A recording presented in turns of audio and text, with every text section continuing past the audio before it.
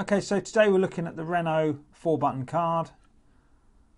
Been around for 4 or 5 years now, so they're starting to come through the system. So the first thing you need to do is to take the blade out. So press that grey button and the blade's out. And the next thing is that the battery lives under here.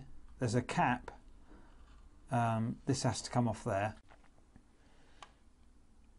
Okay, so we're going to push the cap off. It's very, very tight, okay? So just get a screwdriver behind it and push. You're not going to break anything. It will just come off. And inside you have a Maxell 2032. Okay, so just to refit, just clip it back down. Put the blade in. And you are good to go.